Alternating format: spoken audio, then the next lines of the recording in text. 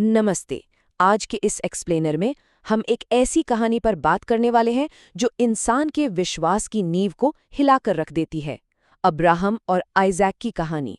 सच कहूं तो यह सिर्फ एक प्राचीन कथा नहीं है, बल्कि सदियों से इसका इस्तेमाल शुरुआती सभ्यताओं और धर्म के मूल स्वरूप को समझने के लिए किया जाता रहा है। तो चलिए बिना किसी देरी के इस दिलचस्प विषय की गहराई में उतरते हैं। जरा सोचिए, जीवन की सबसे कठिन परीक्षा आखिर कैसी होती है? मेरा मतलब है, जब सारी परिस्थितियां आपके बिल्कुल खिलाफ खड़ी हों, तब एक इंसान क्या फैसले लेता है? आज के इस विश्लेषण में हम इसी बेहद गंभीर और दिलचस्प सवाल को टटोलने वाले हैं। हम देखेंगे कि जब हालात बिल्कुल विपरीत हों, तो कोई अपने उसूलों पर कैसे कायम रहता है। अब देखिए, जब हम इस प्राचीन कहानी के संदर्भ में आस्था की परीक्षा यानी टेस्ट ऑफ फेथ की बात करते हैं, तो इसका मतलब कोई साधारण परीक्षा नहीं है। ये एक ऐसी भयानक स्थिति है जहां एक इंसान की गहरी मान्यता, उसकी आज्ञाकारिता और सबसे बुरे हालातों में भी सही रास्ता चुनने के कठिन फैसले को परखा जाता है। ये एक बहुत ही गहरा वैचारिक और मानसिक संघर्ष है। तो चलिए कहानी की शुरुआत में चलते हैं। अब्राहम और सारा नाम का एक जोड़ा एक छोटे से गांव में रहता था।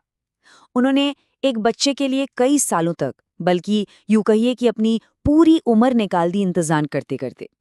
वे हर दिन सच्चे मन से प्रार्थना करते थे और उनके मन में एक संतान पाने की बहुत गहरी, बहुत ही तीव्र चाहत थी। और फिर आखिरकार वो चमत्कार हो ही गया जिसका उन्हें इतने लंबे समय से इंतजार था।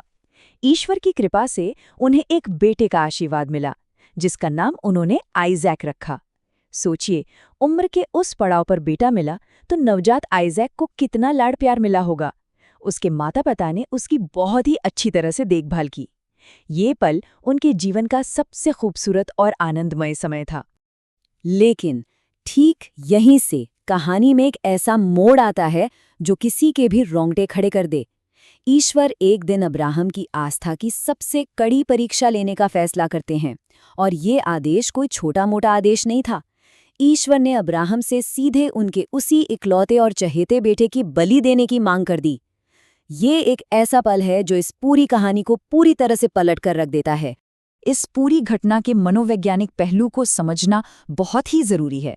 जरा कल्पना कीजिए, एक तरफ इस आदेश से अब्राहम और सारा बिल्कुल टूट चुके हैं, अंदर से पूरी तरह झकझोर दिए गए हैं। उनके लिए तो जैसे पूरी दुनिया ही उजड़ गई। लेकिन दूसरी तरफ देखिए, काफी सोच विचार और गहन मंथन के बाद उन्होंने क्या तय किया? उन्होंने ईश्वर पर अपना अटल विश्वास बनाए रखने और उनके इतने कठोर आदेश का पालन करने का एक नामुमकिन सा निर्णय लिया। यहाँ जो बात वाकई हैरान करने वाली है ना, वो है अब्राहम का व्यवहार। अंदर से उनका दिल खून के आंसू रो रहा था।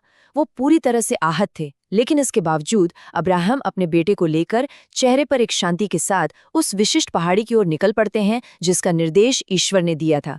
बाहर से शांत, पर अंदर से जैसे कोई ज्वालामुखी फट रहा हो। ये उनके अटूट संकल्प को दर्शाता है। जैसे जैसे वे उस पहाड़ी की ओर बढ़ते हैं, हर एक कदम के साथ तनाव बढ़ता जाता है। पहला कदम, वे दो अन्य आदमियों के साथ अपनी यात्रा शुरू करते हैं। दूसरा कदम, पहाड़ की तलहटी में पहुंचकर अब्राहम उन दोनों आदमियों को वहीं छोड़ देते हैं और सिर्फ आइजैक को लेकर ऊपर जाते हैं। तीसरा कदम, तय जगह पर पहुंचकर लकड़ियों से एक वेदी यानी ऑल्टर का निर्माण किया जाता है। और चौथा, सबसे खौफनाक कदम, जब अब्राहम अपने ही बेटे आइजैक को उस वेदी से जंजीरों में बांध देते हैं। और अब हम कहानी के बिल्कुल चरम बिंदु पर पहुंच गए हैं। अब्राहम का दिल दर्द से फटा जा रहा था। वो लगातार रो रहे थे। उनकी आंखों से आंसू रुकने का नाम ही नहीं ले रहे थे। लेकिन फिर भी अपने हाथ कांपते हुए, बलिदान की तैयारी करते हुए उन्होंने अपना चाकू बाहर निकाल लिया। ये वो पल था जहां लग रहा था कि बस अब सब कुछ समाप्त होने वाला है। लेकिन तभी एकदम आखिरी सेकंड में, इससे पहले कि चाकू चल पाता, ईश्वर का एक फरिश्ता वहां प्रकट होता है। फरिश्ते ने कहा, रुक जाओ, तुम्हें अपने बेटे को त्यागने की कोई जरूरत नहीं है। तुमने ईश्वर और उसके आदेशों का पालन किया है और ईश्वर तुमसे बहुत प्रेम करते हैं। सोचिए, इस एक आवाज ने उस भारी तनाव के बीच कितनी बड़ी राहत दी होगी। अब्राहम की जान में जान आई, लेकिन वेदी पर बलिदान की प्रक्रिया अभी भी पूरी होनी बाकी थी। ठीक उसी समय पास की झाड़ियों में से बिल्कुल रहस्यमय तरीके से एक बकरा प्रकट होता है। और आखिरकार आइजैक की जगह उस बकरे की बलि दी जाती है और आइजैक की जान बच जाती है।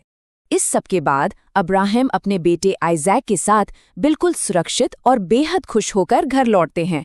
ईश्वर ने अब्राहम की इस बेजोड़ आस्था से प्रसन्न होकर उनके पूरे परिवार को भविष्य में आशीर्वाद देने का पक्का वादा किया। उनकी आस्था का यह प्रतिफल पूरे परिवार के लिए एक ऐसा आनंद लेकर आया जिसकी कोई सीमा नहीं थी। तो इस पूरी हैरतअंगेज कहानी से आखिर हम निष्कर्ष क्या निकाल सकते हैं? देखिए, इससे कुछ बहुत ही स्पष्ट नैतिक शिक्षाएं मिलती हैं। पहला, ईश्वर पर हमेशा विश्वास रखना। दूसरा, जब सारे रास्ते बंद दिखें तब भी ईश्वर ही उद्धार का कोई न कोई रास्ता निकाल देते हैं। तीसरा और सबसे महत्वपूर्ण, जब जीवन में बहुत ही विपरीत और डरावनी परिस्थितियां हों तब भी अच्छाई के रास्ते पर टिके रहना।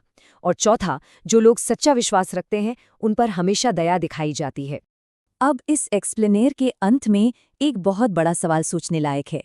इस तरह की प्राचीन कहानियां आज के इस आधुनिक युग में भी आस्था, मानव सभ्यता और हमारे लचीलेपन यानी रेजिलियंस को लेकर हमारी समझ को कैसे आकार देती हैं? सच तो ये है कि ये कहानी सिर्फ अतीत के पन्नों का हिस्सा नहीं है, बल्कि इंसान के विश्वास की ताकत को समझने का एक बहुत ही शानदार जरिया है। खैर, इस पर विचार जरूर कीजिएगा। आज की इस चर्चा में शामिल होने के लिए बहुत बहुत धन्यवाद। ज्ञान की इस यात्रा में हमारे साथ ऐसे ही बने रहें।